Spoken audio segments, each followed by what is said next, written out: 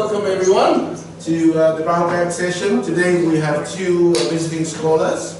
Yeung is Associate Professor of the School of Education in University of New England, and Bing is an expert in mathematics education and teacher education and looking at cognitive issues in problem solving in mathematics, right? So today we're going to talk about optimizing. People talk about optimal learning, optimal performance, optimal achievement, and the whole purpose of interventions would be to optimize outcomes. But, well, people have been using this term for so long, but what is optimizing? And how do we optimize learning? What is the process that will do the function of optimizing? So we try to conceptualize this, and then we'll show some of the examples in mathematics to see how optimizing will work. All right? And this, what our purpose is to trigger thoughts and to invite discussions. Okay? I pass it on to Yeung, who will talk about conceptualization here. Thanks everyone. Look, I really appreciate all of you coming here today. I'm actually on my sabbatical for 6 months, so basically, I had to justify a reason as to why I'm going to ACU. And recently wants to know, Yeung, why are you in Sydney when you should be, But anyway, Alex sort of invited me, and this is something that we have been doing, I would say, over the last 4 or 5 years. I finished my PhD some years ago at Sydney Munich back in 2003. The topic back then was on self-efficacy, but naturally I moved on from self-efficacy. Some of my publications are in self-efficacy, but in the last couple of years, I would say in the last 4 or 5 years, I thought about merging about basically the notion of cognitive and non-cognitive aspects together. Okay, not many people have actually tried to make that attempt. How do you actually consolidate the cognitive aspects of learning, such as cognitive or imposition, with the non-cognitive side, which is, say, for example, motivation? And it's something that Alex and I and Bing have been sort of working out, over the years in terms of how we would do this.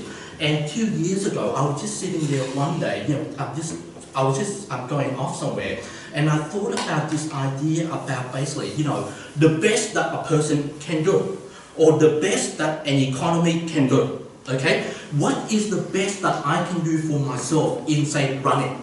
Okay, and when you say, well, what is your best? Well, we have never sort of consolidated ourselves. So, well, what do you mean by that best? Okay, when we talk about best practice, well, what do we mean when we say, well, that is the best that the person can do? Or basically, what is the best that the US economy can do? Okay, fair enough, if we are able to actually somehow come up with an answer in terms of, well, what is that best? The question then is this, well, then how do you optimize that? How do you explain or justify or try to enhance a person reaching from one level to another level? And this is something that Alex and I, we were thinking, and we realized, well, people talk about optimization, people talk about optimal functioning, but there is still that question, how do you help someone move from one level to another level? Okay, the process of optimization. And we wrote a conceptual paper 2 years ago, and it was published in Educational Psychology Review recently. And the framework that we came up with is called the framework of achievement best. Okay, and I will explain to you why I call it the framework of achievement best. And I have to admit, since these publications, I have still been thinking about the different levels of personal best. And I said to Alex, it is something that is still evolving, and I'm still not satisfied with what I have up here, okay? But I'm going to explain to you what the framework of achievement best means, and basically we're going to actually situate this in the context of mathematics learning, okay? Bing is an expert in cognitive law. She's going to sort of try and explain to you, basically situating the framework of achievement best in terms of mathematics learning. Okay, and then I'm going to sort of later on tell you what I believe the meaning of optimization is. Okay, now, okay,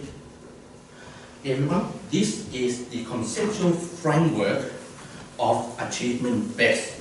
Okay, This is the argument, and I'm going to explain this. The argument is this, that a person's state of functioning, whether it is academic performance, such as doing a mathematics test, or whether it is about running, okay, or playing soccer, okay? You know, why is it, for example, that you can have a football coach who can actually bring a team of players together and reach the ultimate prize? You know, what is it about that manager that can somehow bring that team together to win, for example, the World Cup soccer or the Euro, okay? And this is our explanation, that a person's actual functioning can be at two levels. What am I capable of right now? Okay, this is what we call the realistic best. It is not about my perception of what I can do, but basically, what can I do right now? Okay, and you can determine that simply by looking at my results. Okay, so basically, my realistic best in mathematics is that I am very much an average student. Okay, I always get 55%. I always come in the middle of the class, and I can never sort of go beyond that. Okay, so this is our definition of realistic best, a person's actual functioning right at that moment in time. So it is not about a person's reporting of what he believes his realistic best is, but it is in fact a determination of his or her actual capability, okay, at realistic best. But you see, realistic best in itself does not do anything, because if you know someone who, for example, is simply only average in his or her capability, well, you're going to say, well, what does that really do? You are not helping that person at all. Simply knowing that that student is only an average student in mathematics, well, honestly, it doesn't say anything. What we want to do, if we believe in that idea about positive psychology, the non-deficit model of human behavior, then the question is this: I want to be able to optimize that person, reaching from his realistic best to his full optimal functioning, his actual capability that he can really do in life. Okay, so this for us is basically about optimal best. Okay, it is an indication. Okay, it is an indication of a person's ability. Okay, that he can achieve that result, reflecting his full or her full potential. Okay, so that basically that is the explanation for optimal best. What is important though is this: it is the zone of optimization. Okay, now Alex and I, we were talking with them. This zone of optimization is dynamic. Okay, it is always dynamic. It is always moving. One person's realistic best will differ from another person. Okay, what I am capable of right now in educational psychology may differ from Lazar. Okay, we know that. But at the same time, what I'm saying to you is this: that my personal realistic best right now may fluctuate and it may differ subsequently. Okay, consequently as a result of my experience or my state of motivation. Okay, so the zone of optimization is always sort of shifting. But this is the important thing that Alex was saying. It is very well to know a person's zone of optimization, or the range or the difference between his or her realistic best and optimal best. It still does not solve the problem. How do you help someone strive to reach the optimal best? How do you do that? Okay, what do you give some kind of verbal feedback? Fair enough, verbal feedback, like Benji would say, will help someone strengthen his self-efficacy. Okay, our proposition is this: that there is a process called the process of optimization. Okay, and I'm going to explain this a bit later. That consists of two sub-processes: sub-process 1 and sub-process 2. They combine in totality to trigger or to optimize a person from realistic to basically the final optimal. Okay, and we have actually managed to get some empirical evidence to actually try to explain, well, the sub-processing triggering the sub-process 1, activating sub-process 2, that will then enable the optimization process. Okay? So this is the definition. Okay, so as you can see, realistic, which is defined as an individual actual competence at any time to learn and or to solve a problem. Okay? And the optimal best is an individual striving to demonstrate and or to seek mastery, incompetent at any time reflecting his or her full potential. Okay, so basically what I'm saying to you is this, I mean that is quite powerful, because my argument is this, that optimal best is an indication, it is a proxy indication of a person's full potential, maximization of full potential, okay? Now, okay, this is something that I have sort of, subsequently as a result of that publication, I have sort of done this, and it's actually under revision for another journal.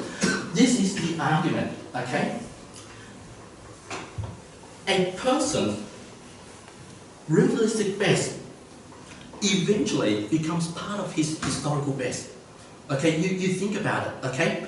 A primary school student, say a year 6 student, okay? Right at this moment in time, he is able to solve algebra problems with one unknown, x, okay? Right at this moment in time, that is his realistic best. But you have to admit, in 1 year time, that realistic best becomes part of his historical best. It's part of his repertoire of knowledge, okay? Because in 1 year time, 5 plus x equals 6 is something that he can do it straight away. He does not have to think, etc., because cognitive maturity will tell him that that is now something that is part of my repertoire or my historical knowledge, okay? Now, the next thing is this.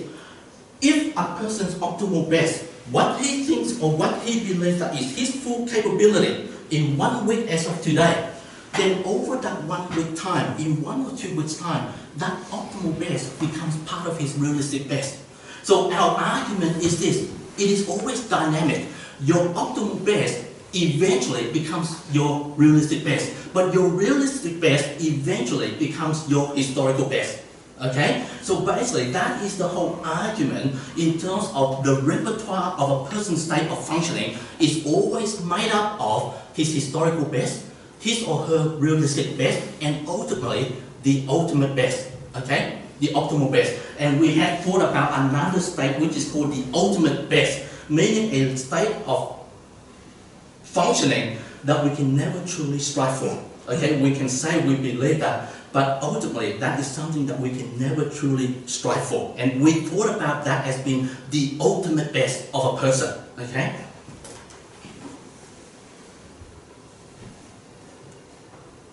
Okay, now I'm going to introduce to Yeung now. She's going to go into the aspects of cognitive law and the research that we have been doing, especially in mathematics, and it's quite interesting, okay? And she's going to try to explain how realistic and optimal best fit in with mathematics, okay? Yeah, good afternoon. Yeah, thank you for this coming to attend this seminar. Maybe I also just tell you very brief about my background. Yeah, I was born and grew up in Malaysia, and got the opportunity to study in England, and then did my diploma education in Malaysia and started teaching science and maths. Then I migrated to Australia. I always wanted to do more studies. Then I ended up with doing mathematical problem solving, PhD under Professor John Seller, who pioneered the cognitive law theory. Some of you here may know him. And I got a unique career path, and I was back to Malaysia and working in a university for 3 years plus. Then I came back and I was in school teaching mathematics in Australia for 3 years, close to 4 years. Now, it is during that time, with my research background of cognitive law theory, analogical problem solving, which is another aspect of my research, and also my teaching experience in mathematics, and I start to explore, the difference between Asian mathematics education and Australia. And so this research, since I started at UNA 2010, then I have been focusing on mathematics education and cognitive law theory as the main line of research. Okay, so this is what I'm going to share with you. Okay, now cognitive law theory. So cognitive law theory, they are really concentrate on human cognitive architecture. And I propose that there's a very limited working memory that can only assimilate or process cognitive activity 2 or 3 or 4 elements. And if you don't rehearse it, it will easily be forgotten. But we had a really huge long-term memory that store a lot of learned information. From cognitive theory perspective, for a lot of researchers in educational psychology, they call it as schema. Once you go schema means you can learn the information and put it in a long-term memory. Now the interaction between short-term and long-term memory is such that schema that can be treated for the long-term memory that reduce memory working load. So that is important when we teach students, we want them to acquire schema. Okay. Now there are three types of cognitive load theory. It's related to instructional design. So the first one is extraneous cognitive load theory. It means that if you got inappropriate instructional design that require learner to invest cognitive load to learn the aspect, they will impair learning. So that means learning will not be effective. Now, intrinsic load is dependent on two factors. Intrinsic load means the complexity of learning tasks. But I'm going to talk to you more about intrinsic cognitive load because it's also related to element interactivities. So the higher the element interactivity, the more complex the learning task is. And of course, as you are all aware, I presume, that learning tasks will be difficult for people with no prior knowledge on that domain, but then it will be much easier for people who has certain level of knowledge in that domain. So intrinsic load is also depend on the learner expertise, apart from the complexity of the learning material. Now the third one, germane cognitive load, is that aspect of cognitive load that the learner will be invest to learn the schema relevant to the learning material. That means they will help them to acquire schema. Now I'm going to explain it. Now the recent development of cognitive load theory, the first one, three types of cognitive load theory, there's a paper that was published in a long time, 1998, about the cognitive load theory. But more recent development of cognitive load theory, John Schweller written a paper 2010, 11, and 12. It is more about element interactivity as a central construct of cognitive load theory. Now it means that element interactivity is a common thread across intrinsic load, extraneous load, and germane load. It means once the learner invests cognitive load theory, if they are dealing with the intrinsic load, they are also dealing with element interactivity or the complexity of the learning material. And if they invest cognitive load to deal with the extraneous loads, also they are trying to connect the element interactivity in the learning task, which will result in reduced learning. Now the actually germane cognitive load is not independent as another independent cognitive load. Rather, it will be cognitive load invested also to learn the aspect of element interactivity that will result in the acquisition of schema. Okay. Now coming to that is just some of the research that I have been doing with my collaborator, Alex and some others about this element interactivities and mathematics education. So I'm just going to explain a little bit more detail about why it is an important concept in mathematics education. Now mathematics education, so we have a low element interactivity task and high element interactivity task. And how do we distinguish that? For example, if I ask the children to learn how to recognize number 4, 10, 11, or 12, so this learning individual number has a very little connection or relation between the number that will constitute low element interactivities. It means that the learner does not have to invest a high cognitive load to learn that, because you can learn it independently. Another example is like learning chemical symbol, copper and then sodium. You can learn it independently. So there's a little connection between that. However, in terms of mathematics learning, it always requires it's always you are asking the learner to learn high element interactivity tasks. Why do we say so? If you just look at, if you get the children to learn, these are 9 minus 11 equal to minus 2. Now how many elements are there? 9, one element, minus 11, and then equal, and then minus 2. So you got 1, 2, 3, 4, 5 elements. Now these 5 elements, it doesn't make sense if we learn each one of the element in isolation. So you got to teach the kids to understand, so that they can understand that 9 minus 11 on the left side is equal to minus 2 on the right side. Because it doesn't make sense if they don't understand one side and then to the other. So that will constitute high working memory. The reason is that the learner had to integrate or make the relationship between all these elements to make sense, to enable understanding to occur. Holding all these elements in the limited working memory is going to be testing. So so that is why element interactivity is important from learning mathematics point of view. Okay, next. Now how am I applying this in the concept of realistic and optimal best? Now, cognitive loss theory is about design instruction to help the learner learn.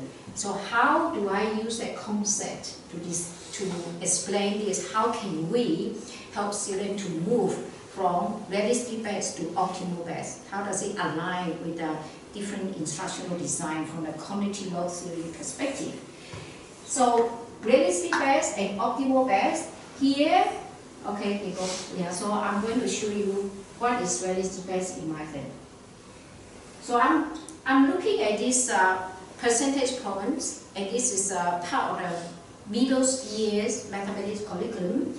Now, if you look at this percentage problem, you can vary the situation so that you make 3 types of percentage problem. The first one, the cost of a new graphic tennis racket is 1,350. What is 8% of that? Then you can rephrase it, and then it becomes 5%, and the last one becomes 5 whole.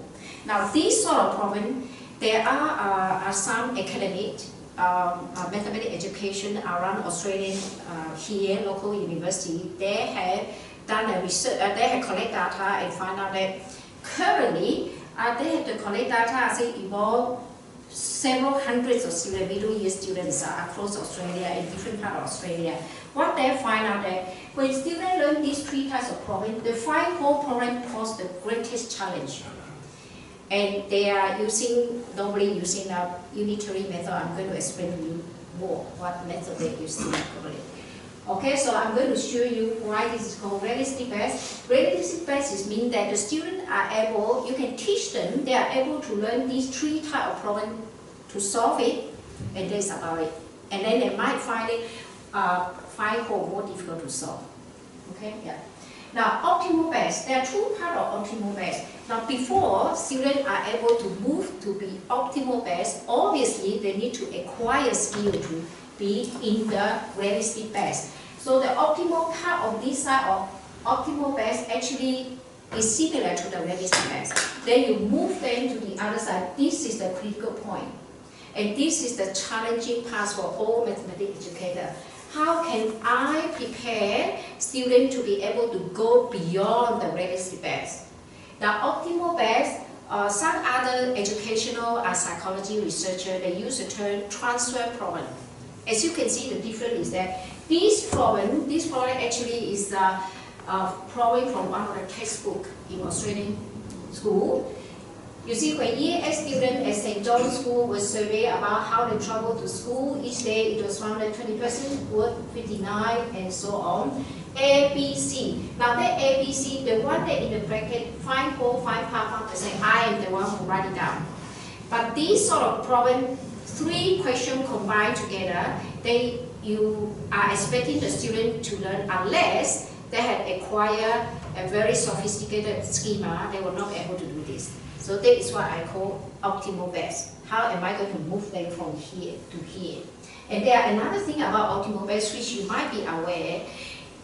Any person who is expert in a domain, like mathematics, is there more than one way strategy to solve it? There probably can find out, if you teach them 1-1, then they can connect with other mathematical solving problem, solving strategy, and they are able to generate another one. But I won't have time to go on that particular point today, but I'll be concentrating on realistic and optimal best. How can I move them to be able to solve 3 side of problem, transfer problem? Okay? Yeah.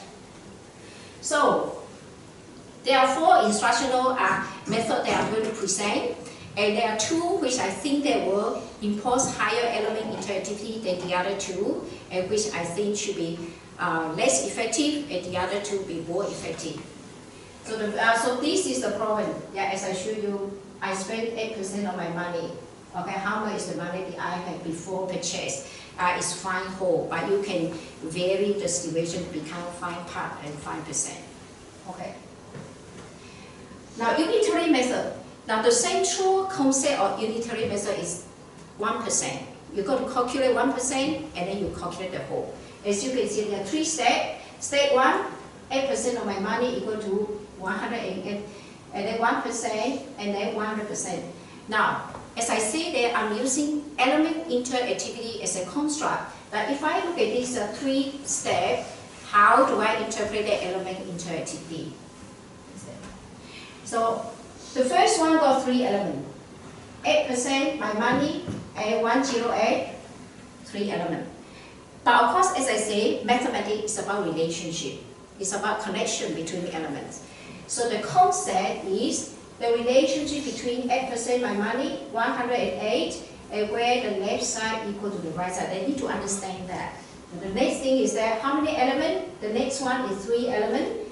And then they need to understand 2 concepts. 100%, $108 represent 8%, and the sub-whole 1% is my money. So that is a bit of a challenge. You have to interpret that 1%. And then the third one, the third step, 3 elements, and then 2 concepts. Yeah, 13.5 equivalent to 1%, and then 13.5 times 100 is equal to 100%. So why it is imposing high cognitive load? Because of the element, because of interaction between elements. Now, another thing about this method is that not only element interactivity occur within each step, it also occurs between steps. Now, why do I say that? Now, to make sense, you see, I say that unitary method, the central concept is unit percent.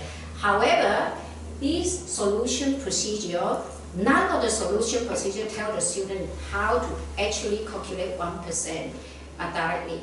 So the student had to infer. So it becomes the problematic without a point of reference. They did not tell the student directly that 8% is equivalent to 108.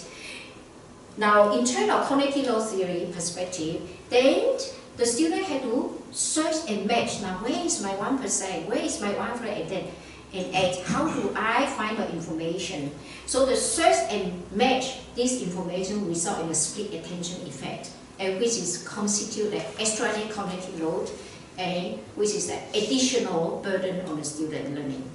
So because of the combined effects of the intrinsic high element interactivity plus the extraneous, they had to find the information from 2 different sources. You see, 8% in step 1 and 100 in step 2. Then these 2 combined result in this method is unlikely going to be effective. Okay, next. Now, unitary-pictorial approach. Now, what is the advantage of unitary-pictorial approach compared to unitary approach? Is it going to be the more element interactivity or less?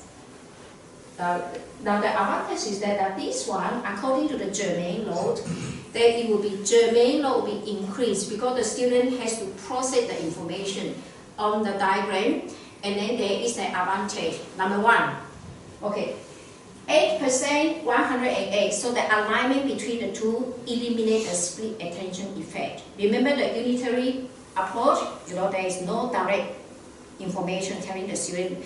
The information is not explicit. But this one is explicit. So, that eliminates split attention effect.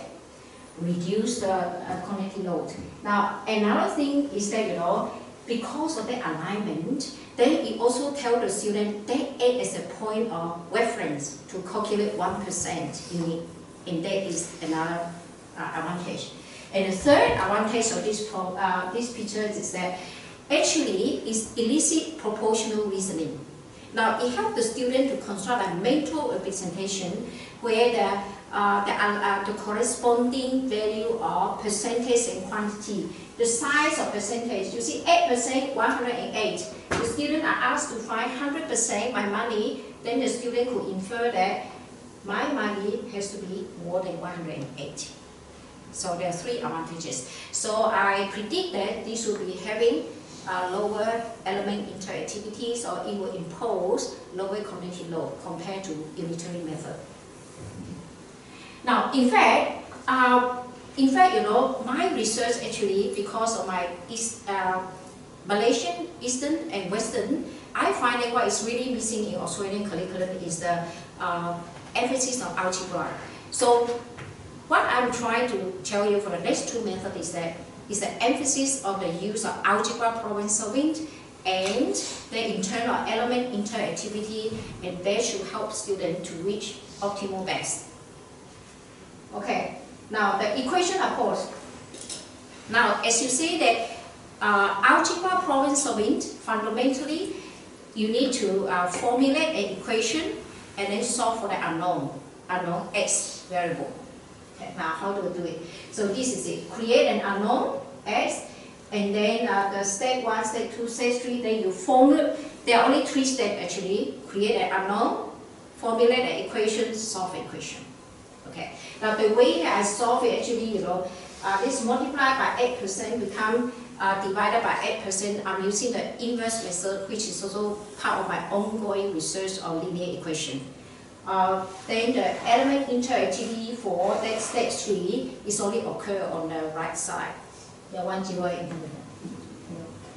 Now this is how, now I'm not going into detail because the strategy is the same. You analyze the different elements and you look at how many elements are there, so you look at the interaction between them with the concept. And what I wanted to say here is that for algebra, one of the things that create the unknown x. Now, if the student do not have a background of the variable x, they could pose a bit of problems, a challenge. But because the student, the percentage problem, this type of percentage problem is part of the middle year curriculum. So I would expect they have some background of problem. Okay, yes. Now, the next one, actually, that is what is the beauty about this algebra. Using algebra, you can formulate different kind of equation to solve for unknown. So this is another one. Now, with this one having lower element interactivity is a good question. Now, you look at this. This equation-pictorial approach, they have the same solution step as the equation approach. So the difference is that just now you see underneath that 100% aligned with my money. But then if you are using the algebra approach, then you use polynomial. And so now what is there an advantage of this equation approach compared to equation pictorial approach compared to equation approach? Remember that I said earlier that for the unitary method, in fact unitary method, the unitary pictorial method, they share the same solution state, but then the unitary pictorial has the picture to help them. So this one actually, equation and equation pictorial, they share the same solution. Not really the same solution, actually they formulate differently. But then, so the advantage is that both, when you are dealing with the picture, that you are asking the students to invest germane cognitive load. Germane cognitive to process the picture will help them to learn the mathematical concept underlying it. So this one, now how can I formulate an equation from this? Anybody got any idea before I show you the question? Just a quick one. Will the equation be the same as the equation approach with this with the help of the diagram? Quick, anybody got any idea? How can you find an equation from this? This is E7 mathematics, guys. Isn't it 8 divided by 100 is equal to 100 divided by x? Excellent. Yes, so excellent. So you see, so the advantage of this picture is that, you know, it helps the student also proportional reasoning. Yeah, so proportional, and then you can use this one to formulate an equation with a fraction. Although with a fraction compared to just the equation approach, it may be a little bit harder for students to solve, but not necessarily if they understand how to solve equation. Okay, next. Yeah, so this is the picture, and that is the step involved. As you can see that there are 3 steps, but then compared to the equation approach, it's just different way of formulating an equation. That is the beauty of algebra. You can have different way to formulate it.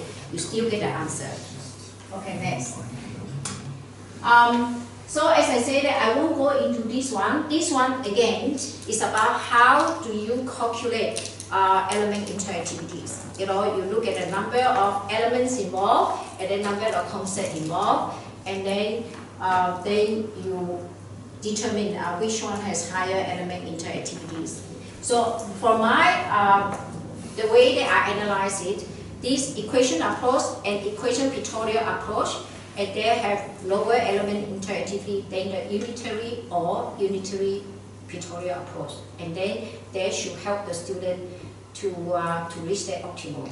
Now before I go to that conclusion, now let me tell you more about this. Now, why do I say that? I say that all along, unitary method, the central concept is unit quantity. Now, if we are going to teach students about the 3 types of percentage problem, 5%, 5 whole, now you come up with a different unit concept. The first one, find 1%. The second one, the unit concept is $1. The third one is 1%. So that is why, I mean, this is my conclusion, but then, you know, as I said in the beginning, the Australian Mathematics Academies, they find out that they have surveyed hundreds over these middle years E8 students in Australia. They find out the third one, find whole problem, is more difficult than the other 2. Because, you know, if you are using unitary method, then you got the unit quantity, dollar, and all this different. And then you don't, the procedure doesn't tell students exactly. Because the one that I show you, unitary method, is exactly the way that it was structured from the one of the mathematics textbook in Australia school, in New South Wales. So it's exactly the same. So if they are going to be taught, then that is what is going to happen. Then I think that is the realistic best. Okay, go on. Now, how can I, you know, what is my argument for the fact that this equation approach and equation pictorial approach is superior than the other 2? Now, if you look at this, for the 3 questions, look at this one, the equation one. For the 3, find whole and find percentage. If you are teaching students to use the algebra to formulate the equation, the only difference between these 3 is the relative position of the proneural. You see that relative position of the proneural? That's it. The first one is on the left, and this one. Now, if you teach the student will come to see that, hang on, these 3 problems has an equivalent complexity. So in terms of element interactivities, there's no difference between the 3. They will share the equal number of element interactivities. So they are of the same complexity. So the student will not find whole more difficult than the other 2, and vice versa. Now, if you are using the other one, equation and pictorial, also, you see the formulation of this equation is only the relative position of the pronoun that made that different.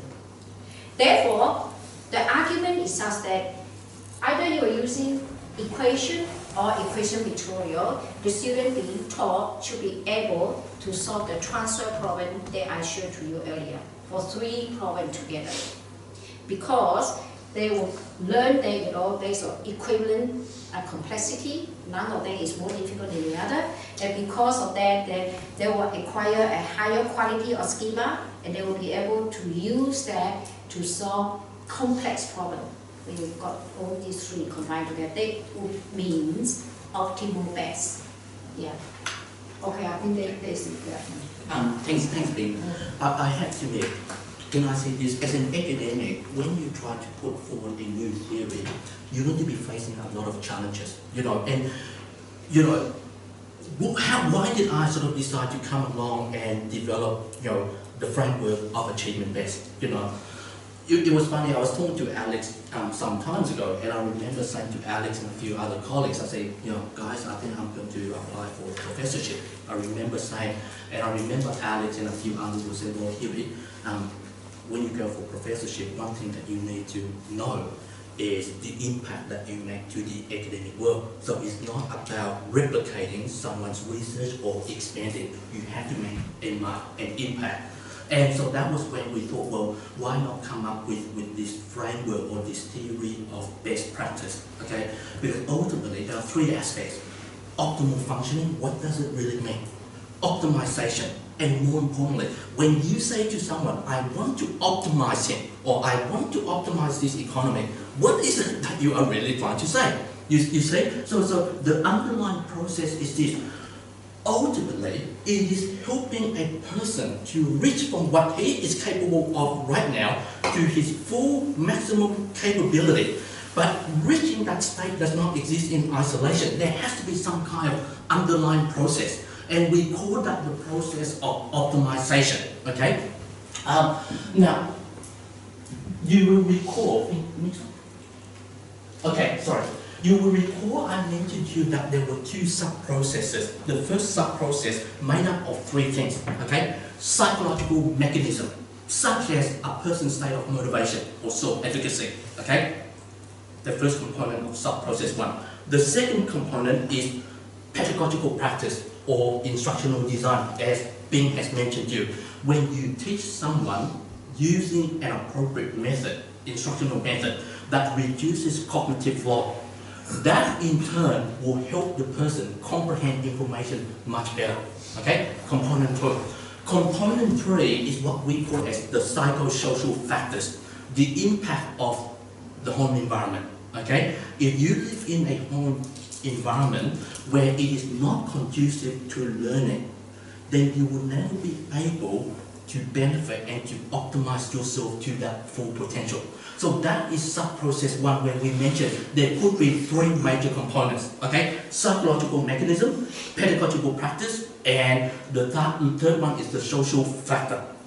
They then impact on the sub-process two, which we thought, well, what would be the things that will trigger upon the impact of sub-process one? We thought about persistence, okay? Persistence. Now, if I am very much motivated, my sense of self-efficacy is very high, as Bandura would say, I am likely to persist much longer even though I may face obstacles. That in turn will enable or assist me in my optimization to reach that level of functioning. Okay? So, number one, we thought about effort expenditure. Okay? Effort expenditure. So, an instructional design that is appropriate. Okay? Bing comes along and develop a pedagogical approach that takes into consideration the negative impact of cognitive load impositions. Okay? If students benefit from that pedagogical approach, will then students be able to persist and put more effort into his or her work? That would then help in the process of optimization. And the last one that we spoke about is effective functioning. And can I say this? This is another terminology that you often hear in subjective well-being research, positive psychology. A lot of people use the term effective functioning, even just normal psychology without education involved. Okay, what do we mean when we talk about effective functioning? And some academics would use the term very loosely, effective functioning. We thought about effective functioning as being about efficiency. In the course of your learning, you utilize resources, okay, with the minimization of time so that your learning becomes so effective. Okay, so you take into consideration the importance of efficiency. I mean, think about it. If I give a student a task to do and it takes him 7 hours using all, and by the end of the day, all he did was produce something to me, that I said to myself, God, I could have done that in half an hour. You can understand that is not effective, that is not efficient. Okay, so for us, that is the importance of effective functioning, where your learning or your functioning becomes so efficient, taking into consideration resources, time, etc. That may also optimize a person to fulfill his ultimate functioning. Okay, I remember when we submitted this manuscript the very first time, there were 6 reviewers. Okay, 6 reviewers, 3 were in cognitive law and 3 were in motivation. And I'll be honest with you, they were expert. We were sitting there figuring out who were these people. Ben came up with John Swell in one of them. I came up with Andrew Martin in another one, right? Basically, there were a lot of criticism. And let us be honest, they were asking like this, why are you coming up with this theory of achievement based when we have things like expectancy value theory? Okay? Flow, high. Okay? Why are you coming? What is it about yourself that differs, and why should we accept this as part of your publication? So in a way, it was something that, we spent a lot of time, because I said to Ben and Alex, okay, this is the thing that will, if it gets through, it will make a name, you see? So we had to argue, what is it about our theory, our proposed framework, that differs so much from Csikszentmihalyi flow theory, Andrew Martin's personal best theory, expectancy value theory, self-determination. We thought about that, okay? And basically that was why I said to the 2 of them, guys, it's about the process of optimization. Something that people sort of talk about loosely, but then how do you optimize someone? For example, how do you optimize a student? How do you optimize an economy? How do you optimize a football team? Or how do you optimize a 3rd world country to go into 2nd world? You see, that in itself is the essence of the framework of achievement based. Okay? And yeah. Alex, after you. Professor Alex. Me, I'll just talk about this briefly. When we started to think about optimization, well, what do we mean? And then I asked Huey, what is the thing that you think is most important for optimizing somebody's achievement? And he would say, self-efficacy. That's obvious. And I said, well, no, self-concept, self-confidence. I love self-confidence because it is transferable. And Ben said, no, you have to do cognitive load. If you can't manage cognitive load, the students won't learn.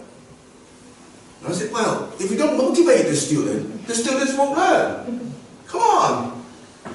So we put both together. On the left side, you see that is the cognitive side. From cognitive science, we know that if you use different, they may be too small for you to see, those are the 4 approaches where we are saying that if you use an effective instructional design, then you are better able to teach your kids to learn, right? If you use unitary method, for example, they'll stay there. They can't move on because they can't transfer what they have learned to something else. So the schema is not strong enough for building up to another stage of learning. So what is that we need to do?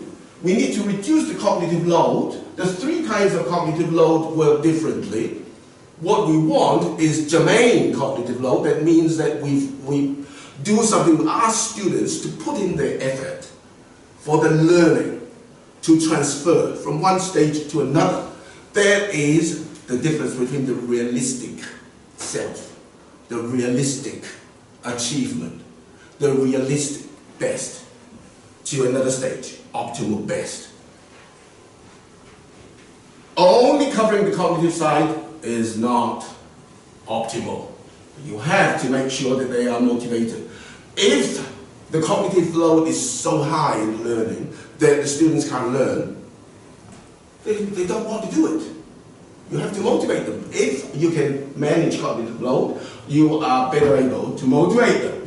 When they are motivated, the results will display will be displayed in two terms. One is what they believe about the optimal best. What is the achievement best at this stage, and what will be the achievement best in another stage. Maybe next week, maybe next month. And the math competence is displayed in terms of objective testing and displayed in the self-concept, self-confidence, and self-efficacy, if you like, your favorite. So that is our conceptualization.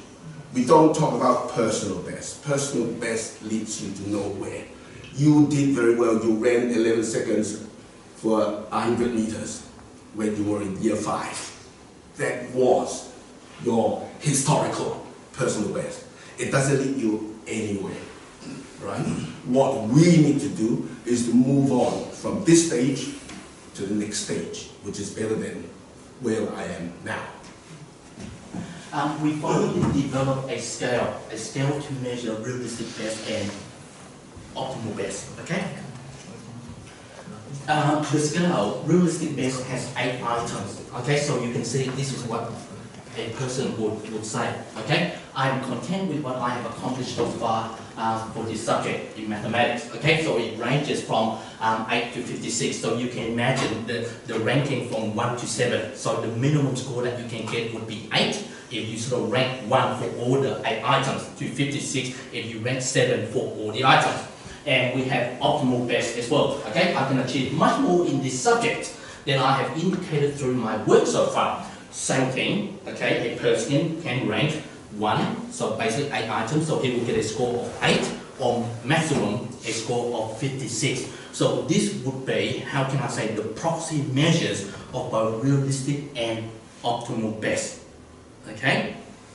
I won't go on to another slide because I think that's going to be very interesting. You're going to ask, well, what do these scores really mean? So I will stop right here, right? And I will only show you this. If there are questions that we feel was time to show you, then we will show you, okay? But thank you, everyone. Is there any questions that you want to ask any of us? Please feel free.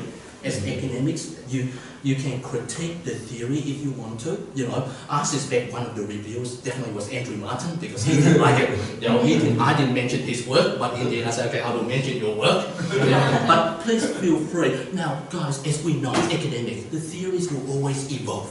It can never be correct. Like after this, right, I started thinking as well, and I said to Alex, there are things that I'm not satisfied. We need to revise it. You see what I mean? Like the achievement goals. You had the 2 model, the 3 model, the 4 model. There's a 6 model now of achievement goal. So this framework of achievement best, no doubt, will evolve over the course of time as well. Okay? So any feedback or any comments or questions that you would like to ask any 3 of us? Yes, ma'am. Do you have any empirical evidence that supports the theory, or is it still in a development? Okay, basically. I find it interesting. Very Yeah. interesting. Okay. Basically, to answer your question, 3 things. Independent research. Us independently, we have realized, for example, we have been doing instructional design, instructional practice, okay? What design is the best? And we have been conducting experimental research in school. And so like Bing would say, one particular approach would be more effective in helping students reach that level. So that's the thing. We have not been able to actually have all the results that confirm the theoretical model. But that model that you saw is something that we put in our ARC recently. Okay, for this year, the 3 of us, we thought, let's test this model out. So that's number 1 to answer. Yes, independently, but not in terms of totality. Okay? Yes, Phil. I was thinking, I just read Martin Collinson's new book, and you talked about maximal and efficiency, and I was wondering whether the role of decision making might come in. I mean, so I don't expect my PhD students to work to their maximal ability, because so if Jasper came to me with a paper and said, you know, here's a paper, if I work on it for another month, I can improve it by 2%, which is the maximal. Don't want to do that, it's a waste of time. So that would be inefficient. So I was wondering, you know, is there a role for helping students to make a choice about where, you know, not to push it too far? Or? Okay, well, okay, in our latest revision, we conceptualize where we say that realistic best is a self-reference point. Okay, it is a self-reference point in helping a person determine his or her optimal best. Okay, now this is the thing, if there is that dynamic, there is that shifting. Okay, so for example, that's why we thought about another type of best practice called the ultimate best. The ultimate best meaning it is a best practice that truly not many of us in our lifetime will be able to achieve. Okay, it is something I can say. For example, I can say to you guys, you know, I believe that in 5 years' time I will probably win the Nobel Prize. It is my ultimate best. Whether I achieve that or not is another story, right? But that in itself is the ultimate best that I have, but it's not realistic. And is that detrimental? We argue, yes, it is detrimental. Okay? Now, to answer another part of your question, Phil, I think I will show it. Go to the slide. And this is the interesting one. Next one. Okay. Can I say this? Last year, Alex came to see me up in New England with me and Ben. You know, he stayed for the weekend. We're working on our ARC. You know? After Alex had a couple of drinks, then he started asking questions about what do the scores mean? What do the scores mean? Now guys, this is the interesting. Let me explain to you why. You have a realistic score, the questionnaire. You have a optimal questionnaire. There are different permutations. Let me explain to you. I answered 7, all 7, right? Sorry, yep, this 8 items, I ranked 7. You agree with me? My total score would be 56, right? 56. Because remember 8 items from 1 to 7. Okay, 7, I truly agree. So if I rank all 7, then ultimately that total score of realistic best is 56. But then let's have another scenario. When it comes to answering optimal best, I rank all 1. Okay, so my score is 8. Okay, so 56 for my realistic and 8 for my optimal.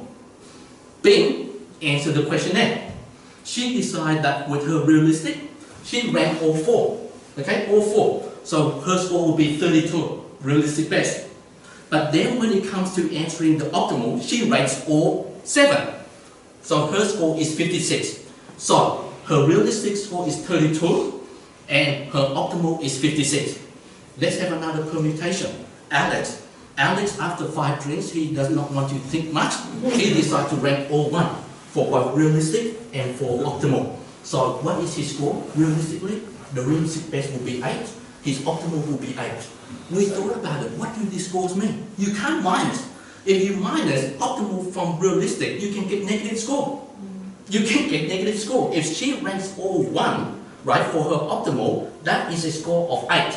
But her realistic is 42. If you minus optimal to realistic, you get a negative score. Because that is what we are arguing, that the zone of optimization is the difference between realistic and optimal.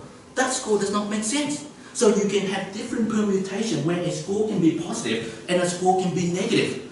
And well, what does it really mean? What kind of... Now, this was the data that I collected from Fiji. Okay? Before I came to uni, I was working in Fiji for 6 years. Okay? So I still have connections there. And basically, I asked one of my friends to collect the data for me. Okay? So basically, realistic and optimal best. We got the score, but it goes to that question: what do you do? Do you do a correlation? Does that really make sense? Do you minus? Do you minus realistic from optimal, or do you minus optimal from realistic? You can get positive score and negative score. We then thought about it. You see, this is not about minusing or plus. It is about mapping to give you 4 quadrants, 4 major quadrants. Have a look. Alex, do you want to explain this, or do you want me to? Yeah, just go on. Okay, guys, this is it.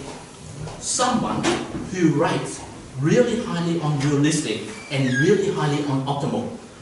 If we add up the score for both, you agree with me, the person will get high realistic and high optimal. That makes sense. Laza answered the questionnaire. He answered really highly on realistic, but very low on optimal. He will get the quadrant of high realistic and low optimal. Okay? Someone who just simply rate all 1 for realistic, all 1 for optimal, will get low realistic and low optimal. And lastly, this is the most dangerous one. Someone who is so carefree, rate all 1 for realistic and rate all 7 for optimal. He or she will get low realistic and high optimal. Guys, have a look at that. Of those 4 quadrants, which one is the one that you want to strive for and which one is the one that you want to avoid the most? Because I'm wondering whether that in itself answers Phil's question about decision making in terms of helping a student or anyone in terms of, well, what is your determination of your optimal best? Have a look, of those 4 quadrants, which one is the essence, the one that you want to encourage, and which one is the one that you want to avoid? Now, these are all the individual cases that we have mapped out of all the students.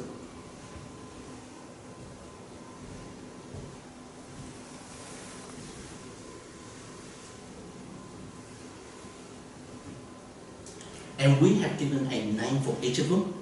We have given a name for each of them, okay?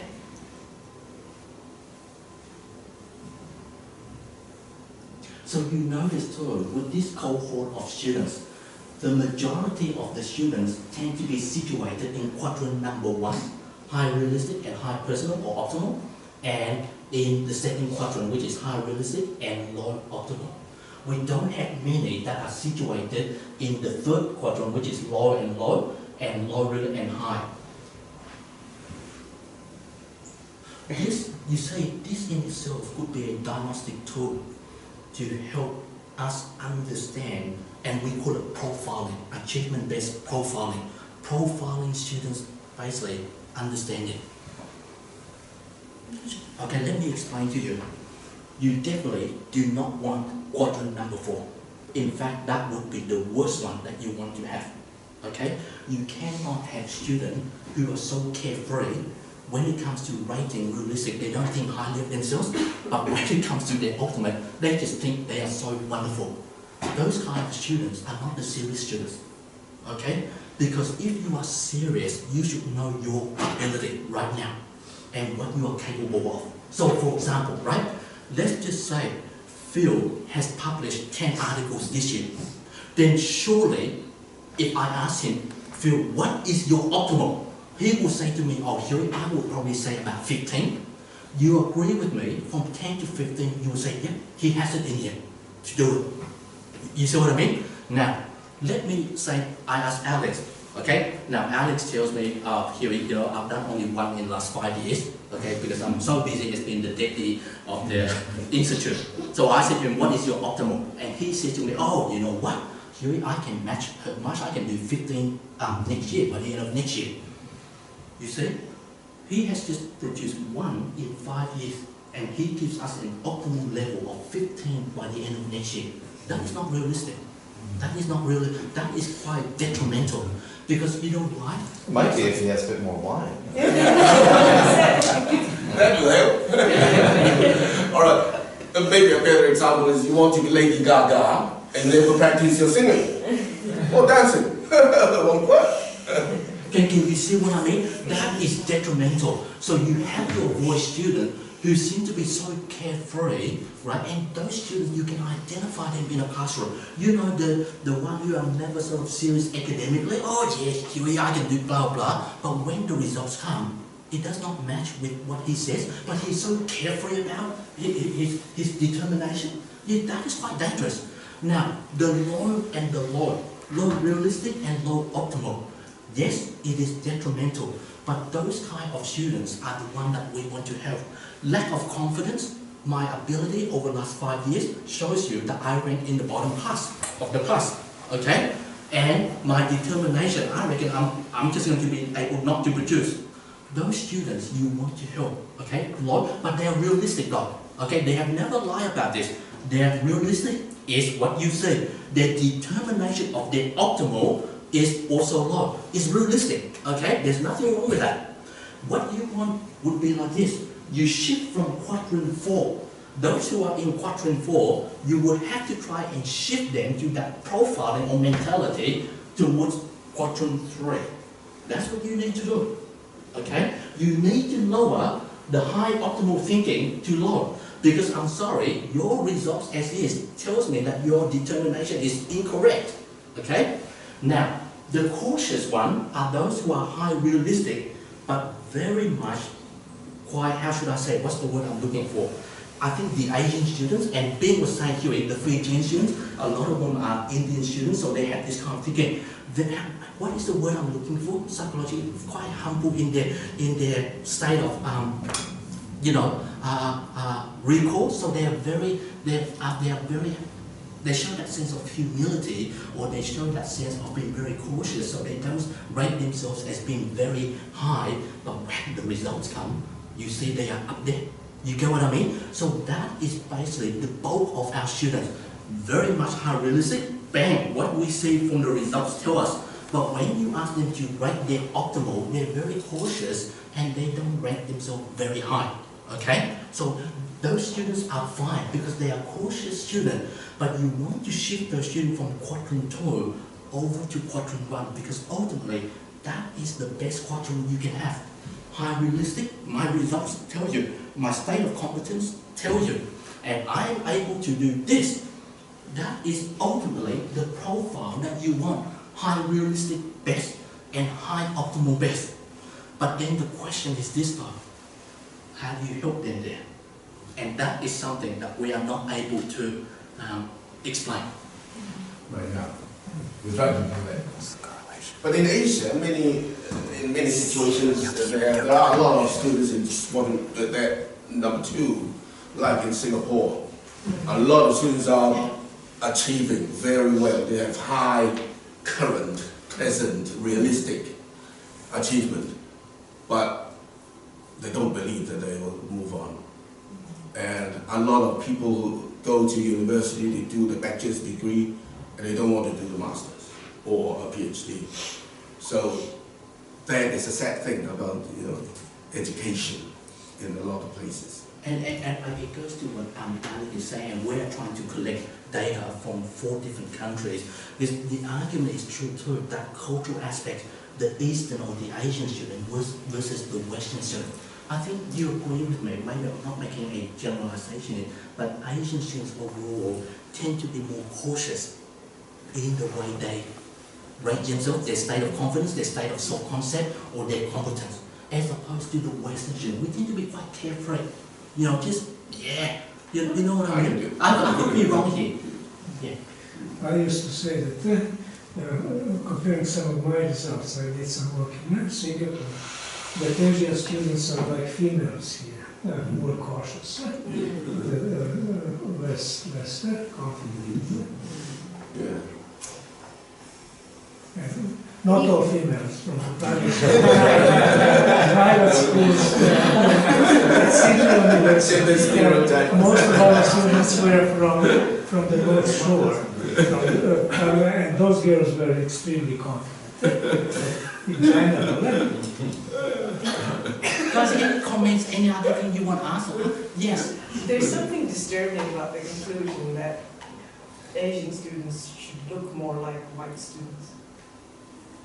That Asian students who are humble, who perform very well, but they believe that their optimal functioning isn't at par with their actual performance, should actually believe, should behave like or be more like these more confident Western students, the prototypical example that you used. Why? I mean, I'm not fully convinced why. Why do I want why should they look like, why should people in 2 should look like people in 1, and why not the other way around? Because ultimately it addresses my question, and that is optimal functioning, the highest that a person can achieve. Because if we believe... But they are achieving that. Yes, they already are achieving they that. are achieving that, but basically their determination does not reflect that at all. Why should it? If they're already achieving, if the achievement, the actual performance is already high, what does it matter? Is it affecting their mental health? they're like, you know, like some aspect is worse off because of that. I was What's wondering the, the what's same the thing. evidence for Yeah, no, I that? was wondering. What's the evidence for that? And what's the evidence that having I'm not really saying it's there. maybe it's the people in plot one. Yeah. I don't know what's the Yeah. evidence. I mean, that is quite interesting, and remember, this is still in its early stage, you know what I mean? Like for all that we know, you are right, maybe over the course of time, like quadrant 1 can be detrimental. Yeah. You know, it might have a profound impact on, say, well-being, etc., or health functioning. Yeah. Yeah, but I mean, in the end, in workplace or whatever, what matters is the output or whatever. In your math, in your ATAR scores or whatever in Australia, what matters is how you perform. What does it matter if you underestimate or overestimate your optimal functioning? In the end, whether you get into university or not, what's going to matter is what you actually achieved. Yeah, maybe, but when we conceptualize this, the whole thing is like this. Now here is your realistic best, right? Now if your optimal best is too close to your personal realistic best, that means that you are satisfied with what you have achieved. Like you ran 11 seconds for 100 meters. You're still satisfied. You still love to say, well, I did that. Yeah, that was your historical best.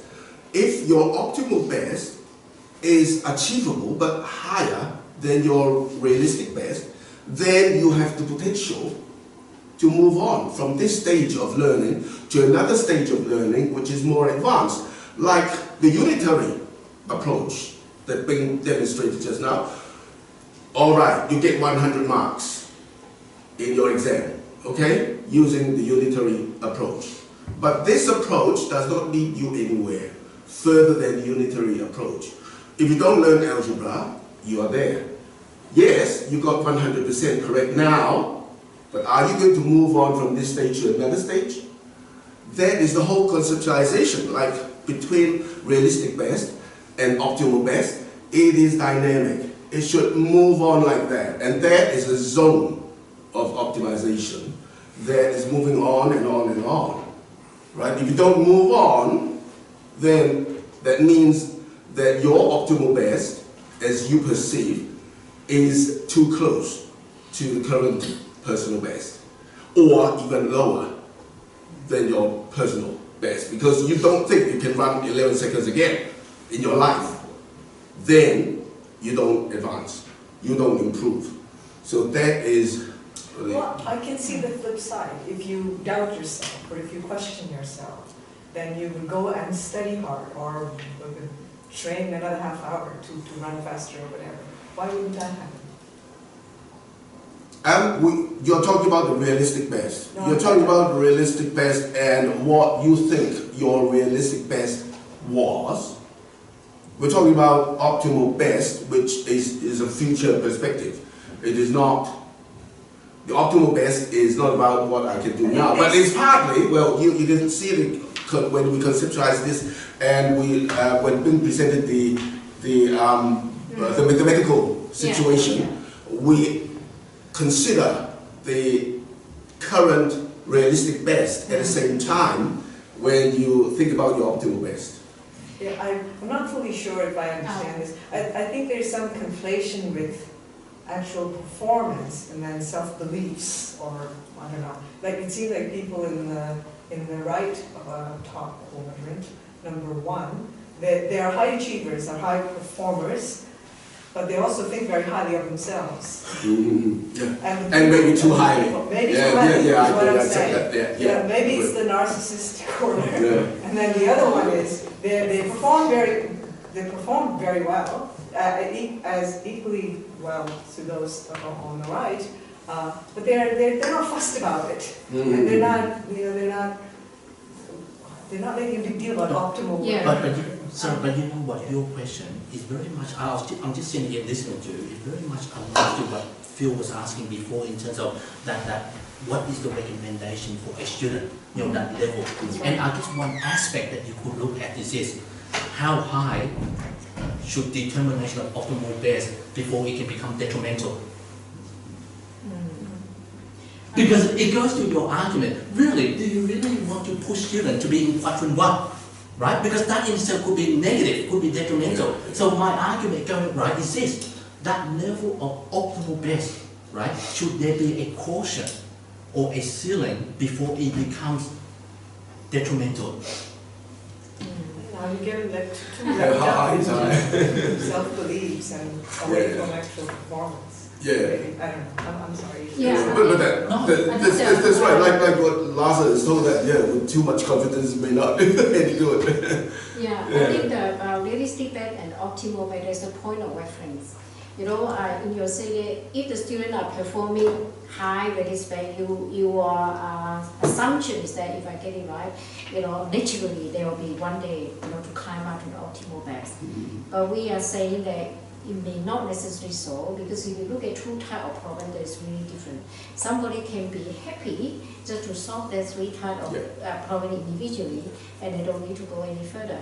But you know, if you got a point of reference, that they will be able, you know, to reach there, and with the joint optimization, not only just instructional design is one of the way. You could, you know, I think in this diagram there are two others. You could use this motivation and improve the self-efficacy of decision making.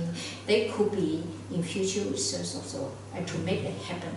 Yeah. But the important is that there are two definite point of reference that we are talking here.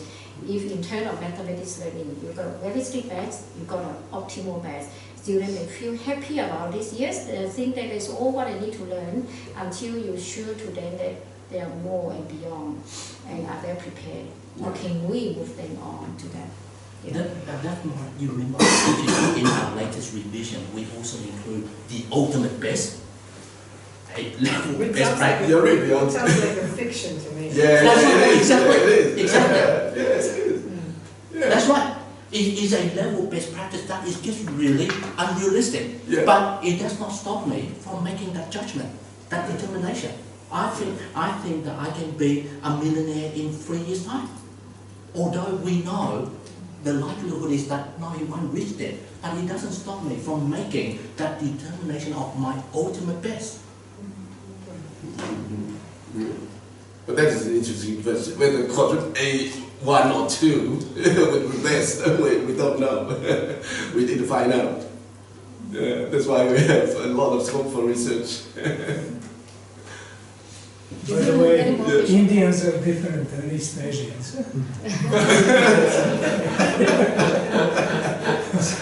But what's wrong with them? Well, they are achieving anyway. You're more like Tasmanian males.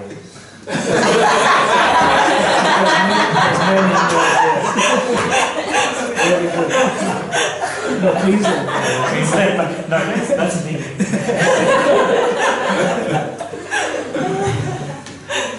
Right, then more. Can you go back to those slides with the scale questions on them? Because it kind of feels like quadrant 2. Can't there be people who are achieving highly and identifying that there is no more room to go up? Like it's possible that they're approaching their ultimate best. So to use the maths example, sorry, can you go back 2 slides? The questions are asking, you know, Yeah, that's right. I think I can achieve much more in this subject. If I scored 99% on my maths test, I only have a very small distance to move up, right? Is that true?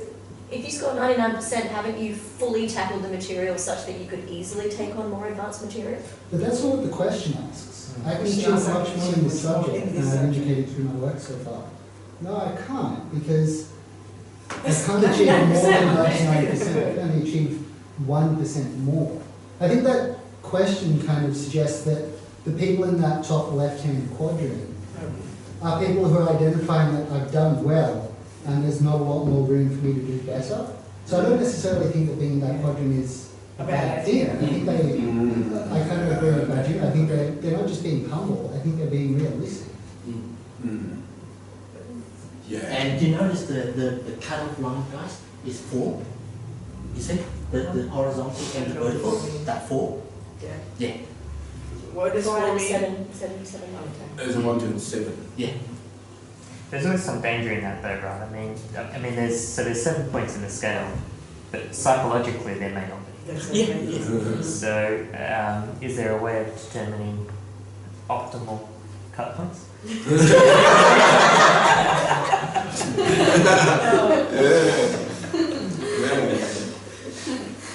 Yeah, so what would that be? We're talking about the optimal cut point. Yeah. But it doesn't matter where you move the foreground, you could move it up, and the argument would still hold. Yeah. That's a very interesting question because I remember in the olden days there's this Johari window. How open you are. There's an instrument looking at that. So if the window is bigger, then you're more open to unexpected things, unexpected people, socializing with people. If you're more open, then that quadrant will be bigger. So that is exactly what we're talking about, right? The cut point. What is the optimal cut point when you are optimizing your learning or you're being optimized by some kind of instruction? But that will be interesting. That's why we love brown bags, you see? We got expert advice, we got queries, we got things to trigger our thoughts. Good, right, so we have another 2 papers right then.